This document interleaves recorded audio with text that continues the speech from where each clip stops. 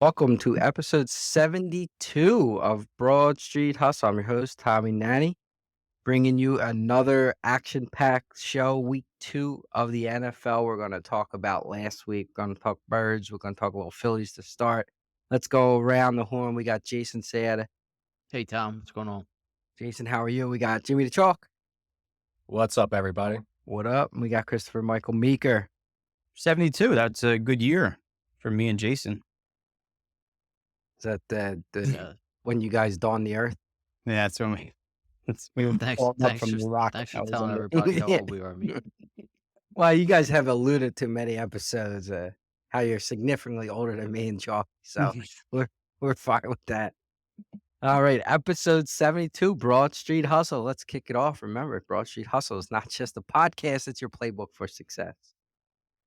Let's go into the Phillies. So, currently losing right now against the Braves. Looks like they might lose 3 of 4. It was not surprising. Couple comebacks that they didn't get the job done and eventually lost in extra innings. Jason, what's up with the Phillies? Are we still a believer? I mean, they're showing some cracks now. I mean, we talked about it last week, and Yeah, this series has made it evident. I think we probably had the Marlins series too, right? There's another series yeah, mixed that in there. happened. They lost that series as well. It's the pitching staff is definitely showing cracks. I mean, it's you basically other than Wheeler, who kind of came up small last night, but all right. I mean, listen, the guy's been really good for the last month and a half, but he did come up small against the Braves last night. Other than him, who are you confident in on the starting staff? Uh, Anybody could call I a name honestly if they have one. still have more confidence probably in Suarez than anybody else Yeah, outside of Wheeler. yeah, Of what's left of the guys, and I'm not saying that's great. He's great. I'm just saying I would be more comfortable with him over any of the other guys. I mean, Walker is what he is at this point. yeah. Sanchez isn't, he is what it is. Sanchez He is a is. ham and egger. He's a Yeah. guy who's you can't throw him in the playoffs to start a No. playoff game. No. That's not an option. Yeah. I mean, Walker. I've had it with Walker. He's just a guy who's always in trouble. It's not going to work in the playoffs with him because he's going to get into trouble and he's going to give up 8 hits in 5 innings, and you can't do that against good teams. I mean, and Nola has no ability to pitch into trouble either. As soon as there's Well, adversity he for looks Nola, great he for just 3 crumbles, innings, and then and then has that, and more than any pitcher too. I think Topper has the worst feel for Nola. He doesn't know when he doesn't have a when he's feel for about to. anybody That's in the true. pitching staff, to be That is honest. true. But and then you move to the bullpen. I'll ask the same question: who are you confident in that bullpen? Yeah, Hoffman, I think, is who we said, right? Hoffman. He's another ham and egger, really. I mean, when is he gonna crack? I don't know. I'm very concerned.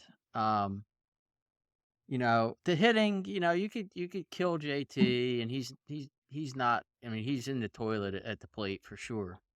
And Nick Castellanos is bad. But the rest of the guys are hitting. Like they're scoring runs. It's this pitching. The pitching is the problem. Yeah, for sure. The pitching's the problem. So I don't know. I'm not as confident that they'll even get by the first round anymore. Yeah, Chalky, where are you at? Still got him losing to Houston in this championship. I mean, they haven't done anything over the last week that has changed my mind. I might be wrong in the first place, but I've said it. I don't know how many times out. They're going to have to hit their way through these games. So, last year in the playoffs, they were winning games 7-4, 8-3, 6-3. They're going to do the same. Now, they had one good, Nola put a good performance in against the Cardinals. I think they won that game 2-0, and they won 2-0, I think, against the Padres and start the CS. But all the other games they won, they were scoring 6, 7, 8 runs and giving up 3 or 4. And it's not the way you want to have to win, but it's the way this team is going to have to win. Yeah, but giving up 3 and 4 runs would actually be okay. They're giving up 7 and 8 Well, no, I runs. mean, yes. So, you're losing 8-7, 7-6, but if you're giving up 6 and 7 runs, you're not going to win very many playoff series. So that's the way they're going to have to win the playoffs is minimize the runs to 3 or 4 a game and score 6. Easier said than done, I'm sure. But um, I mean, I'm still second level of confidence would be Nola for me, and it's not a high level of confidence. It's just higher than anybody else in the rotation right now. But maybe Nola needs to be part of a bullpen game. I maybe need 2 bullpen games. Let Nola pitch 4 and then bring Sanchez in and then let Suarez and Lorenzen pitch the next game. I don't know, but they get a couple good innings and then just get, I mean, tonight's a little different, but they just 1 or 2 bad innings where they put 3 or 4 up on them and then, they're playing from behind. The team has showed they're resilient, and I know they've lost 5 extra inning games or whatever in the last 2 or 3 weeks where they've come back in the ninth, but they're coming back in the ninth. So the extra innings, playoff time, you're not going to have that runner starting on second where they can't seem to get past that first inning without letting a run in. But my opinion's, it's not changing as of yet. So they're just going to have to keep hitting. And Stott, Stott's batting higher in the lineup tonight because JT is sitting. But I think it's something you need to consider. He's got to be, in your top 5 or 6 until JT starts swinging the bat better. Yeah, how about you, Meeker? I'm not changing what I think is going to happen because I think they'll lose in the second round. I did say that, well, if they catch the Dodgers, maybe they can beat the Dodgers because I wasn't really fearful of the Dodgers lineup, but it doesn't seem like any lineup that they face is really, they're not shutting down any lineup at this point. So, look, this is a really good team they're playing. They're the best team in baseball. Their lineup is one of the best lineups I've seen in the last 10 years. I know they're going to give up runs against a team like the Braves, but I'm more fearful of, not being able to shut down lineups like the Marlins or the Dodgers again if they face them in the playoffs, like we've seen in the last week or so. And you're right. I mean, Jason said it was the last podcast or 2 podcasts ago. I mean, it really comes down to Nola because if you get a good start out of Wheeler, you're going to need to get at least 1 good start out of the rest of that staff. And I don't really have much confidence in anybody, but Nola has the ability of being able to give you a pretty good start. The fact that they have some length in their rotation with 6 men that they can throw out there may allow to do something like Chalky said, like have a quick hook in game 2 or 3 of a short series where, if Noel's giving you a good 4 innings, maybe you go to a Sanchez. If Suarez is giving you a good 4 innings, you go to a Lorenzen and just kind of piece it together, but that would come with Thompson knowing when to do that. And we've all said he doesn't really know when. And we're kind of stuck in this situation. They're going to have to batter teams to win. Yeah, they're giving up a lot of home runs, especially in this Atlanta series. They've given up a ton, and a lot of multiple run, crooked number innings is the other thing. So, they can't. They've struggled to just like limit the damage to 1. They give up 3. They gave up 5. I think was it last night. They gave up 2 in the first inning tonight. So they're really, hitting some stuff. Who's that way, Jason? You look like you want to say something. Yeah, I have a theory. I think the Braves have a flaw. I think it's a major flaw, and I think we've seen it. And it's their bullpen late in game Mhm. is a flaw. Yep. So I don't see them as being unbeatable as everybody thinks. And I was talking to Chalky the other night, and I think I found a team, and I put a bet on them that I think has a shot against the Braves, and that team's the Brewers. And the reason I say that is nobody's going to outslug the Braves. Like if you're going to get into a slugging contest against the Braves, you're not beating them. Not even the Phillies. Like you can't. That lineup. I think everybody in the lineup has hit 15 home runs this year. Like it's insane. Yeah, the top 5 guys have like 20 home 30. runs or 30. Yeah, it's They have insane. 30, and all of them are over 15. So you're not going to outslug the Braves. The only way you're going to beat the Braves is through pitching. And the Brewers have a staff. They have a top 3 staff, top 3 guys in their staff that have a chance to shut them down. And I think it was 9-1. The bet was to win the National League. I put a bet on them. I don't really like I said, I don't see anybody else really beating them, but I also don't think it's impossible that they lose because they have that late inning flaw. Like Iglesias is your closer on one of the best teams that we've seen in the last like 20 years. That's a flaw to me. And the Phillies have showed it. Like the Phillies have come back against him. They put up runs against him. And they're not the only ones that have done it. So, um, while I don't see many teams being able to beat them, I think they're unbeatable. And I Yeah, but then the put on the question Braves. the question is, I guess, to kind of what Meeker said and you said, and um, s- can the Phillies? Okay, say the Braves get knocked out. Do the Phillies advance to the second round? Do the Phillies beat the Dodgers? You know, do, then do they beat the Brewers if the Brewers are the team they have to face? Yeah, I guess that's the question. there's some really good teams in the National League, and you know, I would almost say that the Brewers and Cubs might be better than the Dodgers at this point, just because of the Dodgers' pitching problems. The Cubs have a decent staff right now. The Brewers have a great staff, like I just said. So it's not going to be easy. Yeah. Anything else, Meeker? No, I mean, the only thing that I would say, like, about a game, and I know that I texted it last night, they certainly had a shot. They should have won last night if they would have done the right thing. You have a struggling JT Realmuto at the plate, first and second, at home, no outs, bunt the ball. In theory, yes, but could he bunt? Is he a bunter? Has he Yeah, I bunted? mean, Is he? Major League Baseball We don't player. know if he yeah, can but even that don't bunt. mean. What? Yeah, but they You can't. muted yourself. That's it. I'm just saying. I mean, it's baseball 101. If you're at second and third, or even they get to force. Yeah, their I second base- I anyway. I So agree What with was that? I agree with what Jason said that, and I think you're right. I would be against bunting. I'm usually against bunting, but in that situation with the struggling JT, should have absolutely bunt. But to Jason's point, he might not be able to bunt. I mean, I seen Rojas, who's fast, not be able to bunt. I seen Schwarber not be able to bunt. I've I've never seen, seen JT even try to bunt. yeah. So I don't know if he I don't can know or if he can can't. bunt.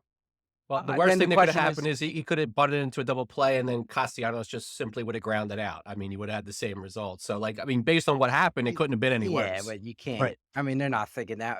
They're thinking they're squandering a chance for a guy to get a hit by wasting him trying to bunt, and he's not able to bunt. There's They're out not of looking the at it. 30 teams in the major leagues, I would say 25 of them wouldn't have bunted last night. Now, I think that would have been a smart play, but I think they again, should. I think they should have as well. With all that being said, but we just don't know if Real Milto could have done it. Like, instead, he's swinging at a pitch. yeah, I you mean, know what? he's And in you wouldn't he's even in you the wouldn't be as toilet. mad as if he like fought. It's like 3 pitches, boom, boom, boom, done. He's just lost at the Yeah. plate, especially here, like at the Citizens Bank Yeah, Park. his splits are like insanely I don't know poor. if it's like the same thing that was happening with Turner. Is like he's just trying so hard, at home, because on the road his numbers are great. I mean, I don't know if it was on the bench last night, but if you really wanted to bunt, which obviously they didn't, I mean, you could have pinch hit somebody that could bunt, and then you swap out the catcher in the 10th, him for the catcher. Yeah, I but mean, I don't yeah, know if they- he could ever pinch hit for Real Muto. Yeah, they ain't You doing can't that do kind of stuff. Speaking of Uh, swapping out the catcher, you could have had Stubbs hit for Real Muto and bunt because I've seen him bunt a few times. I He ain't good. understand, but He ain't I gonna do just that. don't see them. It was also a lefty. You're not gonna bring Stubbs in. They're But not, I don't and then see- why did Marsh hit? I mean, they should have. I thought maybe Marsh should have. And what was that? The 10th inning, they let Marsh hit against the lefty. And he whatever. was- Yeah, Lefties. Did they use they Pache already at used that a point? bunch of outfielders, but they got a 40-man roster, so they shouldn't have run out of outfielders like that. Yeah, I Weston thought they would have Wilson still should be up, had. and you I mean, I should guess have they guys. still had faith in Marsh against the lefty, but he looked you- terrible. Like, you use your 40-man roster. Like, at this point, like, Right. bring guys up. Like, you should never run out of players in September. Well, even Yeah, letting but, Castellanos stay on Pache second. came in for Marsh last Pache, night. exactly. He came in earlier in the game, but like, where is Wait, he Wilson? came in for Marsh. I mean, Marsh came in for him. Oh, that's okay. Sorry, yeah. But and even Castellanos in the 10th was on second because he made the out as the ghost runner. Why was he the he's guy? slow as Right? Why wouldn't shit. you? It didn't factor in, but why wouldn't you have pinch ran there? Why wouldn't you put I don't know. like? Yeah, I don't. That's what the I- Braves did. Bring makes Yeah, they sense. they tenth they inning. brought in a guy. Yeah, Yeah, I You're mean, not banking on the game going to Castellanos again to have to bat in 3 innings. I mean, you have unless they Ghost. were out of guy, out of no, outfield. Yeah. I'm just looking right now. So Sosa started at second, Stott replaced him, Pache started in left field, Marsh replaced him. So everybody else should have been available. Yeah, I'm not a big Topper guy, so. No, and I think I mean, we could say they should have pinch hit with it. I mean, Jason's right in that Topper's not going to do that. Topper's not going to pull Real Muto in the ninth with no outs for Stubbs. Even if it was the right thing to do, that's just not his style. He's going to let his guy go up and hit, one of his star players, and it didn't work, and it hasn't been working. But he's not going to change. I mean, even if JT tries to lay it down on the first pitch and he is embarrassed by doing it, then fine, then abandon it. Okay, it's 0-1, but not to even try. And when he's going to just go down on 3 pitches, and that's what he did. You lay it down, try lay it down, and throw a double steal in there. I don't know, I mean, what Iglesias he wasn't hitting. I mean, I think he hit the strike zone in all 3 pitches with Real Muto actually, and he swung and missed it. All of them, or watched him, but he was all over the place in those first couple of hitters, and then he could have taken a chance with a steal there. I mean, the one other thing that's kind of frustrating me is that they're too much strikes out a lot, but they're watching a lot of like fastball called third strikes that aren't even like borderline on the corners over the last couple of games, and that's a little worrisome because you'd expect that they'd be dialed in on something like that, and it's not like they're nipping at the corners, and the umpires have been a little hit or miss in this series, but some of the pitches I've watched them take for third strikes where it's like they're completely lost. All right, let's from one train wreck to maybe the next. And no, we're not talking about the Saints, Meeker. It's the Eagles. So the Eagles, Jason. Ugly win, came out looking good at first, obviously the defense. So what was that? It's the first game, so I don't put much into it, but did was the blueprint set by Belichick on the Eagles? Did Hurts just have a bad game? Did they protect them too much? Like what was their issue? Was Yeah, the newness of the coordinators a uh, factor? yeah. I mean, they struggled on both sides of the ball. They were outgained. I think it was like 382 to 251 in yards. Offense, like why does Goddard only get 1 target during the game? Like Yeah, I mean, what's that? he was open on a couple of those plays, and Hurts didn't. Hurts was I didn't predetermined think where he Hurts was looked good at all. where he was going. Yeah, So I don't know if that was necessarily game plan. I think Hurts just didn't see him. yeah. I think Hurts looked not good. Now was he rusty because he didn't play in an exhibition, preseason, whatever it's called? Maybe. Well, I guess we'll see tomorrow. Uh, I was impressed. I mean, on either side of the ball, defensively, like they got a lot of pressure. Jalen Carter's a monster, like we thought he was going to be. Like he's really unbelievable. But the middle of the field, like the Patriots are running wild. Yeah, Middle of the that a field. lot of that happened after Nakobe Dean got hurt. To be honest, when he came out in the third, they started That's to not going to struggle. change for a while. He's out. No, of he's right? going to be out 4 games, I guess, at least, Yeah, right, with the yeah. IR.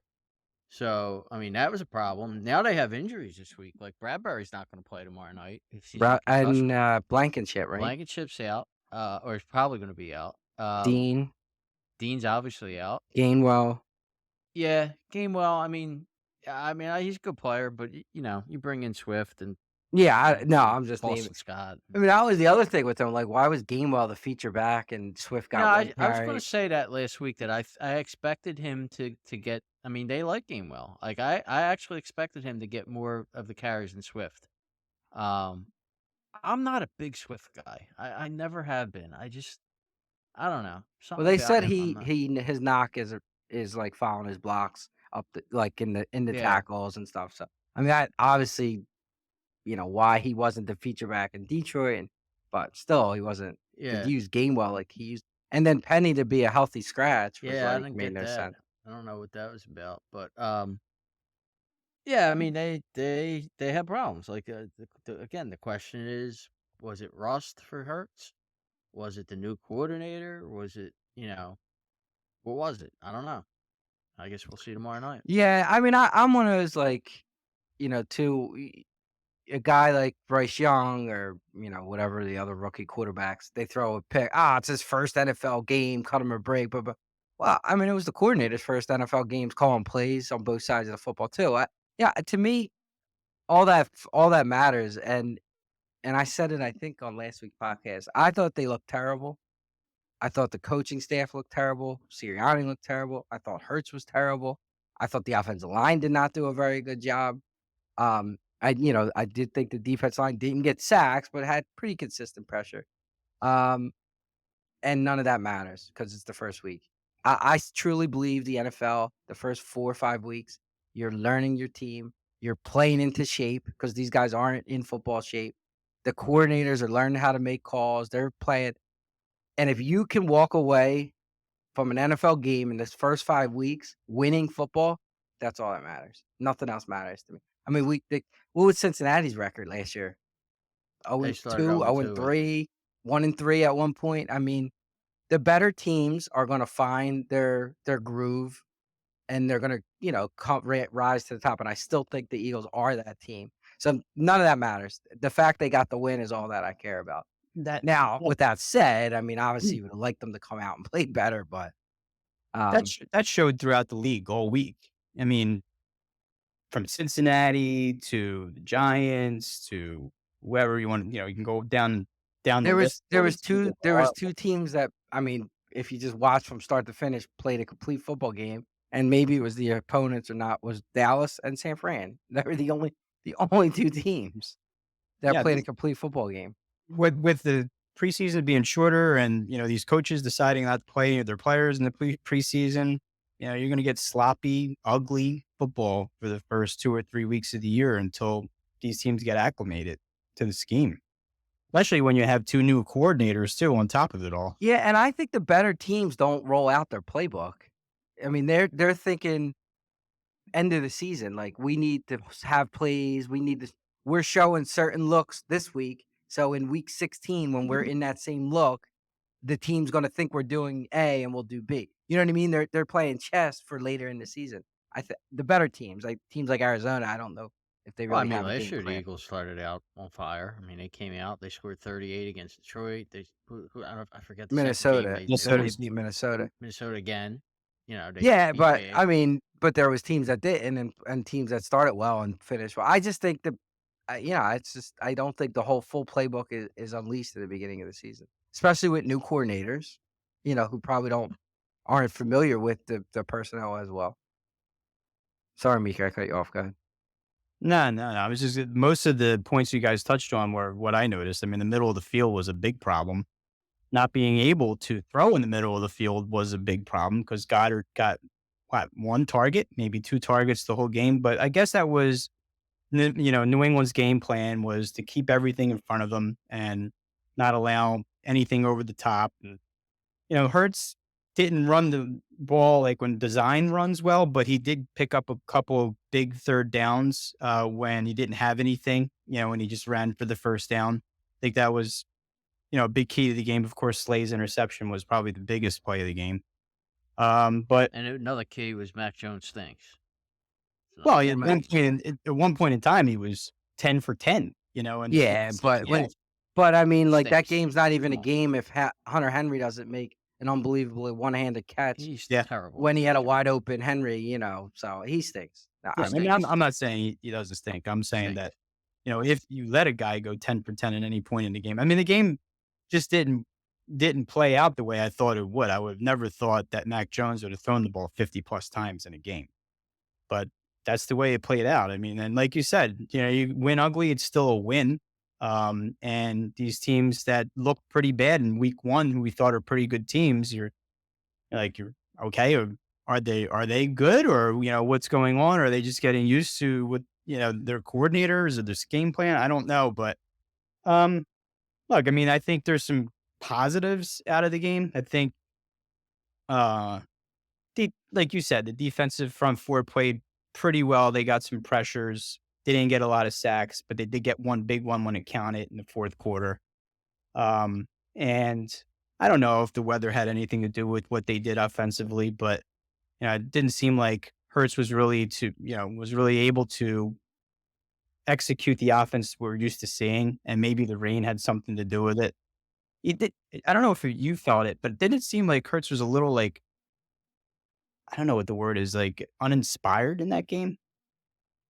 Yeah, I don't I do. I mean, I some of those, like, and I understand he's protect himself, but, like, he rolled out of the pocket and then he would run to, and as soon as a guy got near him, he just rolled on the ground for, like, so he didn't get hit, which I understand he's trying to protect himself, but it was like, I don't know. I thought it was weird. I thought the I mean, one thing I said last year was I love after week 1 and week 2 is I love the fact they're not trying to protect Hurts. They don't care if Hurts, they're like gonna run their offense the way they want to run the offense. And then this year they look like they were trying to protect Hurts. Like, they were trying to avoid hits. The called runs were like they would call a run, and then he would give himself up and slide, 1 yard past the line of scrimmage. Like, what do you what are you calling a run for then? You're hoping that the whole defense falls down and you have a wide open field to run? Of course, there's gonna be contact. You know what I mean? So, I I I thought that was strange as well. What's up, Chalky, Buck? you wanna chime in here? Sure, I got my list. It's going to be a lot of repeats, but hey, that's what happens when you go third. Uh, For D line to me was the best part of the game. Already kind of mentioned they didn't get a lot of sacks, but they did get pressure. And as I mentioned on the broadcast, Jones was getting the ball out in under 3 seconds on a lot of throws, so they weren't getting home. But next gen stats had 5 of the top 8 um, quickest rushers were Eagles. So that's the only other guys were Miles Garrett, Bosa, and somebody else. So they were getting there. It's just that they were making, whether it's game plan or not, Patriots were making it an effort to get the ball out quickly. So end of the game, they got the sacks when he had to hold the ball longer because they had to look for bigger plays. So not a lot of sacks, but that was encouraging. Linebackers did well against the run, and then we're getting killed in the middle. And some of that was on Dean before he even went out, and as far as coverage.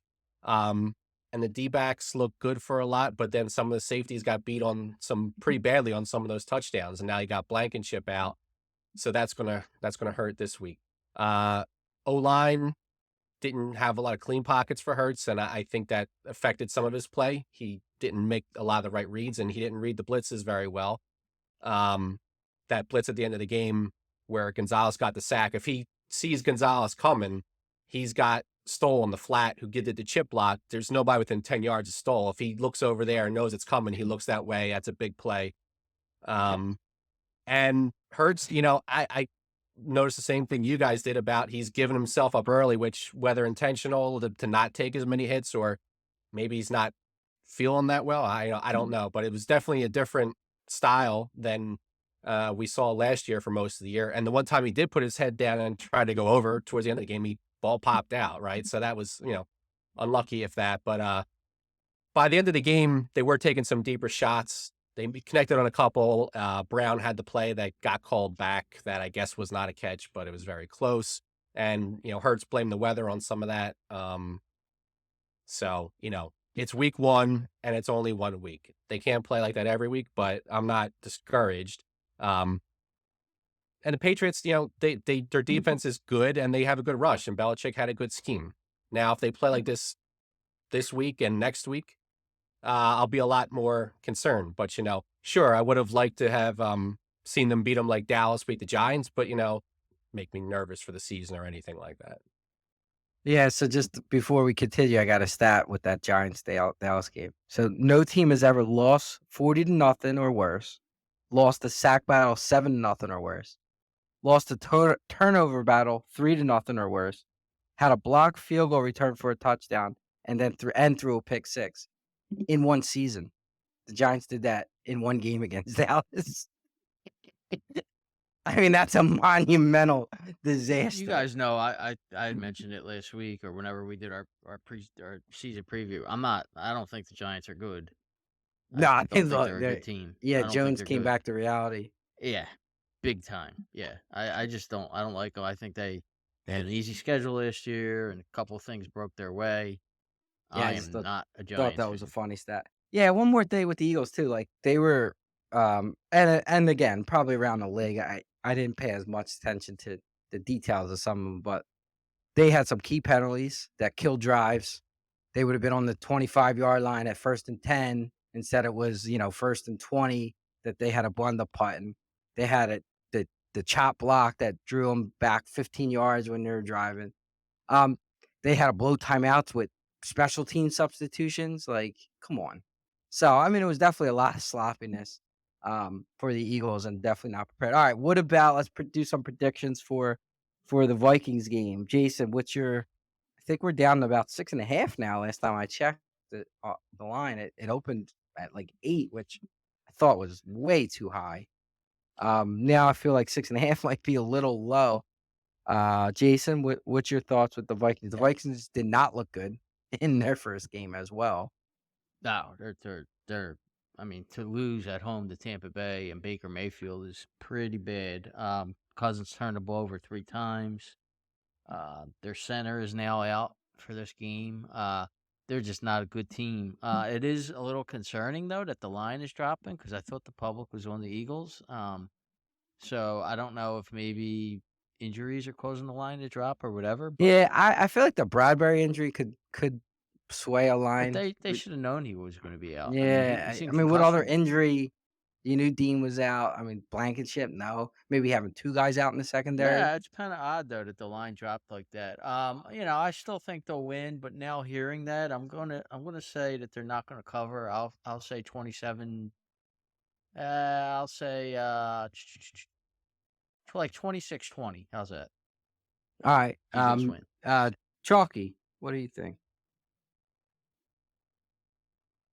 It's the fact their injuries could really hurt them because you don't want to be down a cornerback when you're playing Jefferson, and they have a decent tight end in Hawkinson, and the tight ends carved him up last week.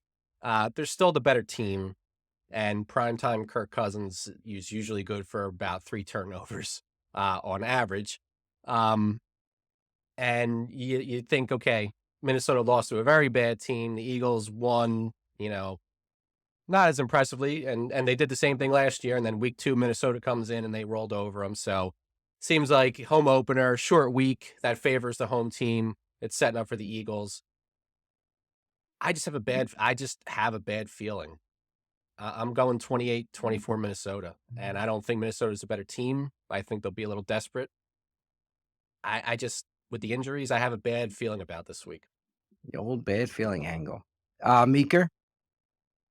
I don't have a bad feeling about them losing. I do doubt they'll cover, though. I agree with Jason. Some of the points that Chalky brought up about Hawkinson being pretty decent tight end in this middle of the field being pretty soft last week. And Cousins is a better quarterback than Mac Jones. So without your starting corner, Jefferson could have another big game like he had last week. I was interested. I was actually surprised to hear this. The Vikings ranked it. This is through PFF. Ranked in rush defense were top 5. I think they were 3rd in the NFL last year. But on pass defense, they were 10th with respect to defensive line, like rushing, pressuring a quarterback. But they were 18th in coverage. So I think Hurts is going to bounce back, have a big game, and find Smith and Brown in this game and put up some points this week. But I do think that the Vikings can cover. I'm gonna take the Eagles winning 27-23. I mean, it's their home opener, and it's weird that they're playing their home opener against the same team 2 years in a row. Did they play home the first week last year, or did they play on the road? In Detroit. In Detroit for In sure. Detroit. Yeah. It was their home opener last year, right? On a Prime no, time. Monday night, right? It's Monday night. Monday. Yeah, Yeah, it Monday. was Monday night. Because So yeah, I think with all that being said, I think the Eagles come out a little more aggressive offensively, and I think Minnesota is going to miss Dalvin Cook more than they think they were going to miss him. And I don't know if this is going to be a good season for them, even though I did pick them to win the division, and I think you did too, Tommy. I did. I'm not really sure after week 1 losing to Tampa Bay. But Yeah, luckily I don't jump to conclusions after week 1. And I don't think any team would be really miss their running back because they're irrelevant. But I it have was a big part of their offense, and I'm not sure if they can run the same offense. yeah, they just replace him with another fast guy who can hit the hole. It's not that hard. I would say there's like maybe 3 running backs in the league that make a difference. Like a McCaffrey makes a difference. McCaffrey, but because of everything he does, and then Henry did, I don't think he does really I anymore. don't even know who else. That's it. Honestly, I don't. Like I don't think running backs make a difference. They don't. Okay. So I had I had the Eagles game close last week, and I had them not covered, which they probably shouldn't have covered if they don't get that penalty on the 2-point conversion. And then Belichick also not trying to field goal when it was like 4th and 17 or whatever the game. But regardless, they didn't cover. But it still was a close game. And I got this one close too, and I got the Eagles scoring late to win. I got it at like 31-27. Maybe a late drive by Hurts to AJ Brown or something like that, where they take the lead and then they win the game that way. But if you give up 27 points, like you're saying in your prediction, I think that's a problem.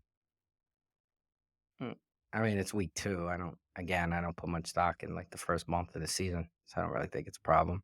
Yeah. I mean, they got 3 injuries on defense. I think it's middle linebacker, safety, and cornerback. The Vikings have, a comparable quarterback, the best wide receiver in the league. Yeah. But they only put up 17 against Tampa Bay. And But they it was the first put up game. 7 with the same personnel last Now, year. the one thing about Cousins, he's a better quarterback than Mac Jones, but he holds the ball significantly longer than Mac Jones. So if the Eagles can get the same kind of pressure, they're going to get more sacks, and then you can get to the turnovers. So his hold on to the ball could be a problem for sure.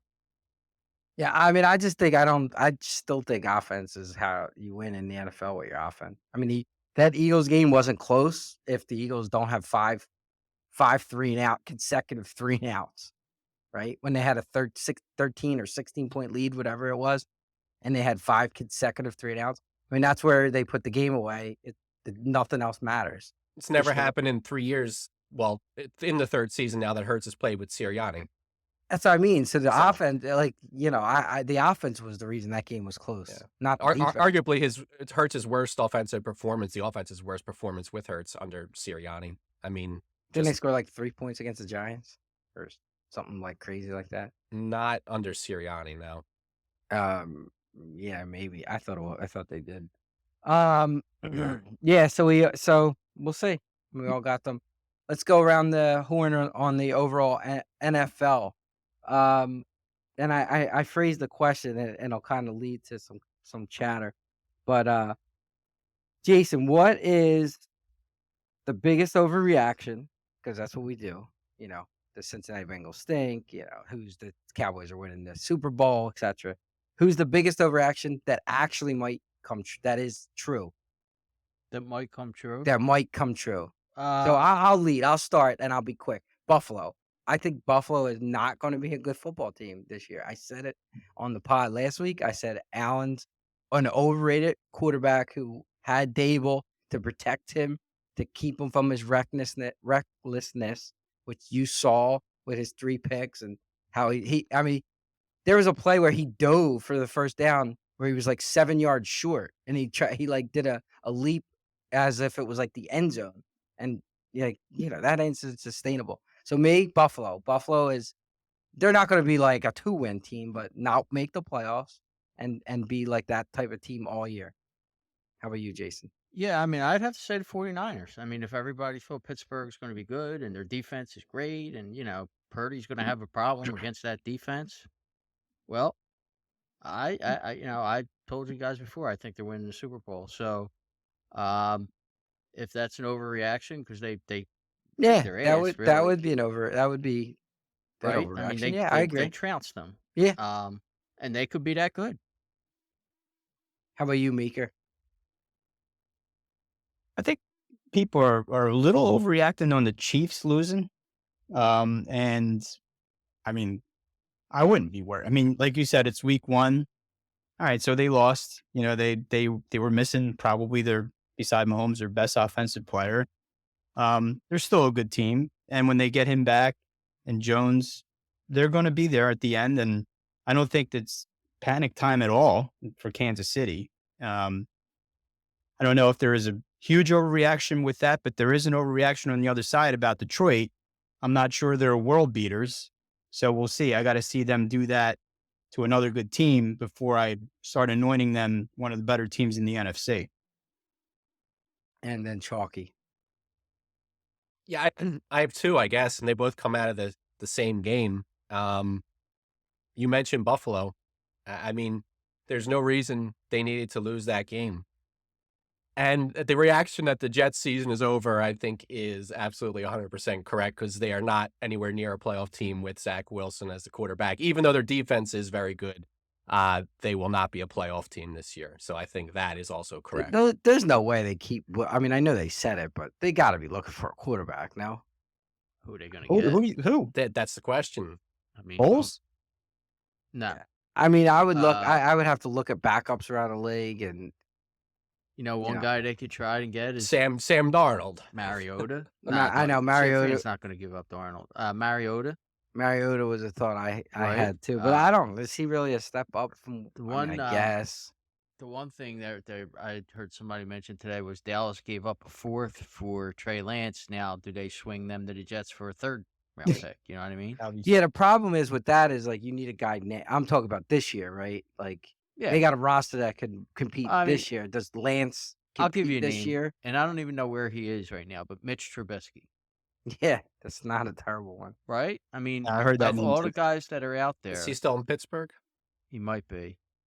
Of all the guys that are out there, Yeah, he's in Pittsburgh. you say Winston, maybe Jameis Winston, Jody, whatever his name is, Brissett, Brissett. whatever his first name is.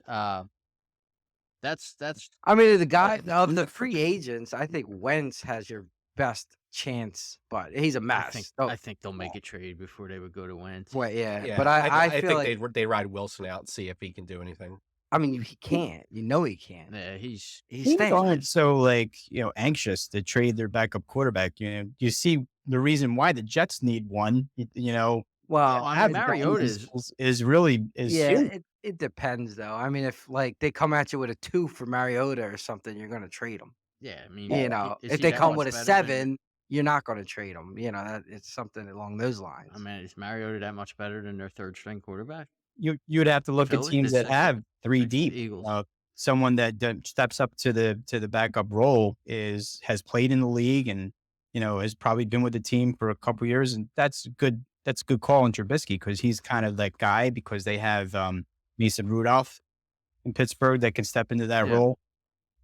And the Saints can kind of do that with Winston, I suppose, because Taysom Hill can be their backup. But I would say I would look at teams who are not going to compete, who have Well- rookie quarterbacks who might have a veteran as their backup. Like You're who's Carolina's backup? You got Who's, you got exactly. I was going to say Minshew.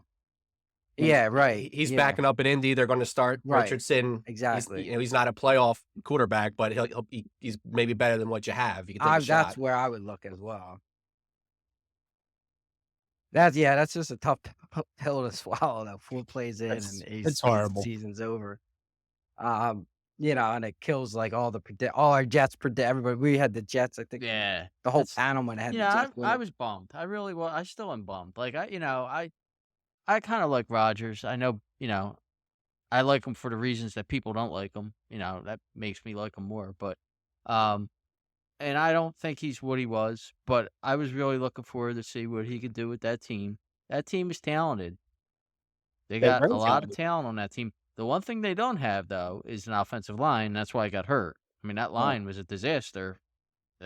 Got hit three times to 4 plays. Exactly. I think if the league allowed the New York Giants and New York Jets to assemble the best 5 guys they could on offensive line, they would It'd still be still the be worst bad. offensive Yeah. line in football. But that at all, the point that we always say is you build your team through I- a quarterback and the 2 lines. You invest 120 million or 75 million guaranteed in a quarterback, and you don't have a line to protect them.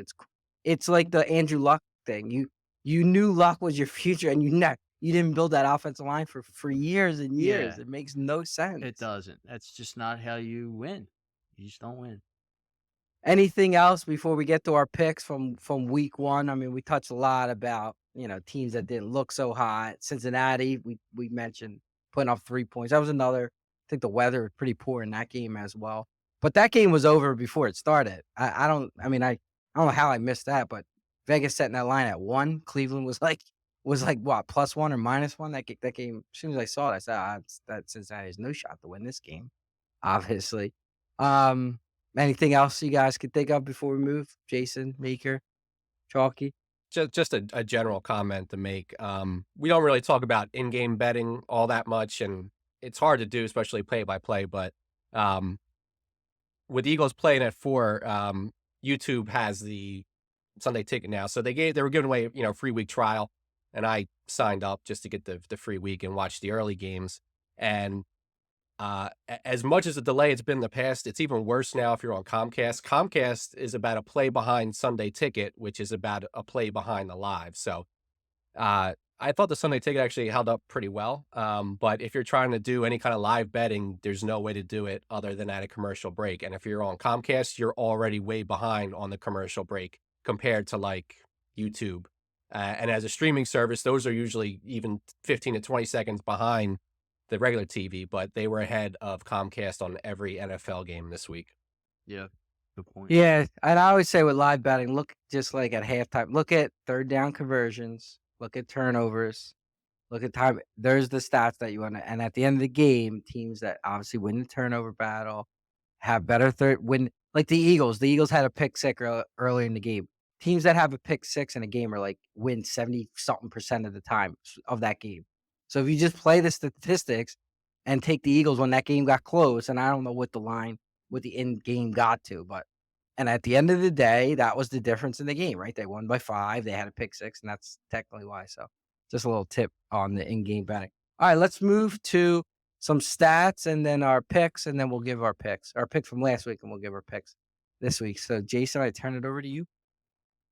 Yeah, so what we usually do is we start with the overall league stats. So I always preach that over-unders in the beginning of the year. Unders usually crush, and it was no different last week. So over was 4 and under was 12. So once again, if you bet a bunch of unders, you probably hit. Um, the public actually did well. The public did really well on over under. They were 12-4, and they did pretty well on the spread too. They were 10-6. Just So not the games I bet, uh, unfortunately. right, right. So speaking of that, let's go through everybody's bets. And we will start with Tommy. So Tommy's best bet was the Steelers, and that did not turn out well. That was an ass kicking. For So full the transparency, which I did say, the first like 3-4 weeks of the NFL, I would never play games in the first 3-4 weeks. You're betting a complete unknown. Complete okay. unknown. His second game, it was a really good pick, the Rams money line, so he hit that for plus 185, and then he lost the Texans plus 9.5. So his stats were he was 1-2. He was pretty even though because he had that big money line hit, so he only lost $15 in his mythical $100 bets, minus 5% ROI, 33% win percentage. We will go to Chalky. Chalky had a good week. Chalky went 2-1. His best bet, though he did lose, that was the under in the Jags and Colts game. So he lost his best bet.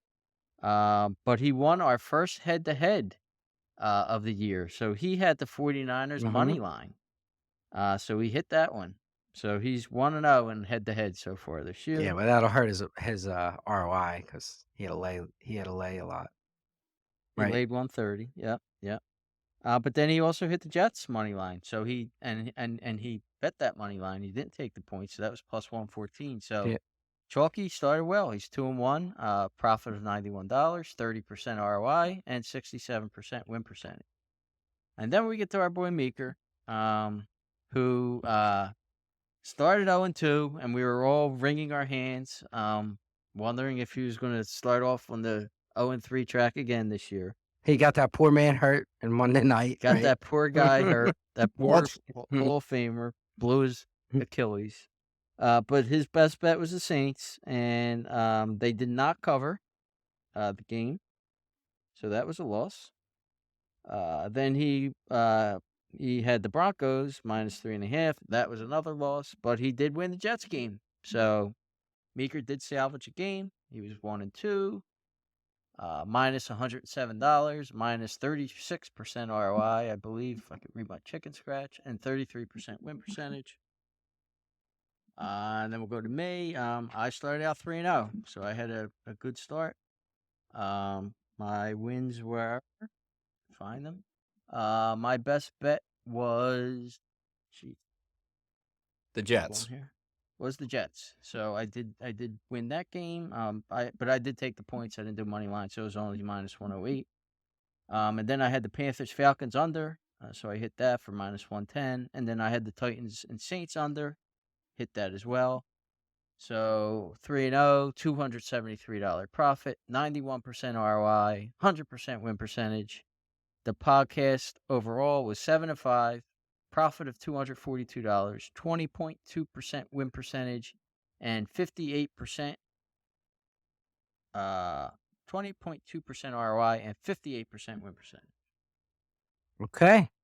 And we'll let you keep talking and give your picks. You'll go first, Jason. Give my as picks. the big winner. So I've been doing that one spread and then two totals. I couldn't find two totals I like this week, so I'm going to do two games, two spreads, and one total. My best bet is going to be the Chargers. I think they bounce back and win this week, and I'm going to lay the 3 points. I know Eckler's hurt. We just went through that whole running backs don't matter. I mean, that Kelly's not a bad backup. He's going to come in, and if Eckler doesn't play, I have no issues there. But that's only minus 115 chalky. I don't know if you have the numbers up, but if that has changed since this afternoon, let me know. From 105. Oh, it's minus 105 now? Yep. Meek, are you using DraftKings? Yes. Yeah, Meager is correct. Minus 105. Okay, it's even better. Did my job this week. Here you go. And then the second, I am going to do the totals. I'm going to do the Packers and Falcons under, and I believe that's 40.5, and that's minus 115 as well, unless that changed. That did change. That's 112. All right, even better. And Meeker, where did you watch that game? That battle that you were so in. That Bears Packers battle. Did you go? Did you go out to Buffalo Wild Wings to watch it? Yeah. Where- I had so Chalky, did you with the YouTube, were you able to do the game mix, check out like 4 games at once? They give you options for. So Yeah, I had 4 games on my TV and then 2 on my computer, like in the early session. So you could pretty much catch most of it. I mean, I wasn't like enthralled with the game the whole time, but I did watch it every once in a while. And Jordan Love might be better than Justin Fields throwing the ball after that game. I might be better than Justin Fields throwing the ball. Now those were the early games. I did not waste my time on Packers Bears in the afternoon. I had the Eagles on, and then I had Chargers Dolphins on my computer, but that was it. You So can't speaking- possibly follow all those games all at once. No. I was basically actually at the end they were both came down to the wire, and so like they're cut my setups next to each other. So like the plays were timed pretty well, where it was 1-1 going back and forth. But no, you can't. I couldn't follow the Chargers game that closely because I was watching the Eagles. But it was just on. So speaking of Justin Fields, my third game, and I watched, and you guys, if you haven't done it, that quarterback school guy, he's pretty good breaking down quarterback play. And if you watch Justin Fields, he cannot play the position. He can't. He just cannot play the position of quarterback. So my third pick will be the Tampa Bay Buccaneers laying 3 points, believe it or not. And it was minus 105. That's 2.5. 2.5. 118. Yep. Okay, so it's okay. A little worse. I'll take the 2.5 and then. So minus yeah, it's like 15. they're charging you the Yeah, they juice for the juiced half. me. But that's fine. I'll do that. But Justin Fields cannot play quarterback, and if you guys ever get time to check that quarterback school guy out, he does a real good breakdown. All right, so I will take this as an opportunity to go next. My top pick is, and I'll give my reason, Justin Fields can't play quarterback position. The Bears, I think, are not a good team, and for whatever reason, the public, and it's only Wednesday, but the public was heavy on them. So I have Tampa minus 2.5 at minus 118 as my best bet this week. Another line where the public was surprising, and you got a little bit of a reverse movement here. Indy at minus 110. So that opened with Houston as a fave, and then it moved to Indy with the money going on Houston. And I'm going to go with my third pick, and we touched a lot with last week about Denver playing in Mile High early in the season. They look like a bad team again. Russell Wilson looks like a terrible quarterback, but I will take -3.5 against Washington at -105 with the juice on that, Jason. They're my 3. Chalky? All right. So similar to Jason, I was looking for a couple of totals, and I came up with the one I liked. So my best bet is going to be under 51 in the Kansas City Jacksonville game. That is -110. Um, I think Kansas City will struggle to score a little bit still without Kelsey, and Jacksonville got a late interception, which I predicted, which unfortunately caused me to lose the over/under in that game, but that helped them get a double-digit win last week. My second choice is going to be the Chicago Bears money line against Tampa Bay. Head to head against two. Double head to head. That's +120 on the money line. Will you be watching that game now, Chalky, that you bet it? Well, now that the Eagles are a Thursday night game, I have signed up for another free week of Sunday tickets, so I will, assuming I'm home in time. But I should be landing a little after that if all goes well on Sunday. But yes, so I will watch that. Two bad teams. I don't think Tampa is going to beat a lot of good teams like the Vikings. The Vikings are not good. Bears look bad at times. I'll take the 120 and just think that Mayfield has a really, really, really bad week, and Justin Fields just doesn't turn the ball over. And Yeah, the only thing, I think Kelsey's playing, by the way. Is he going to play? He practiced. He practiced today. Okay. I saw that Just FYI. with the report that they drew however many milliliters of blood from his knee last week. The one, the one doctor says he's not going to play, but he's not the team doctor, so who knows? And then my final pick is Las Vegas +8.5. That was -108. Let me double check that hasn't changed since some of the games have. No, that's still -108. Buffalo, as we mentioned, looked very bad at times, and I think maybe we underestimated Garoppolo keeping the offense together with Vegas. I don't think they win the game, but I think they keep it to less than one score. So Vegas +8.5 against Buffalo. All right, last but certainly not least, Baker. All right, so I'm going to start with my best bet being a total, and that's the under in the San Fran Rams game. No, the Rams scored some points last week. Under what? Under 45, sorry. Rams scored some points last week, but I think they run into much better defense this week in San Fran. And I kind of see that game 27-13, somewhere around there. So I'm going to bet the under in that game. San Fran's defense obviously is probably the best in the NFC. And what is it? Plus, minus what? It's -110. Okay. Rams might be smelling themselves a little bit, but we'll see how that goes. I think that San Fran holds them under 14 points. My second bet is Miami -3. That's -105 against the Patriots. Well, I mean, the second game at home for the Patriots, since they played at home last week against the Eagles, to lose 2 games at home to start the season would be pretty bad, but Miami looked pretty damn good last week. And from watching the game against the Eagles, I think that Miami will put up some big points against New England and win that game by maybe 10 points. It's a -3. So I'm going Miami in my second bet. Baker, not to break your balls, but I'm going to.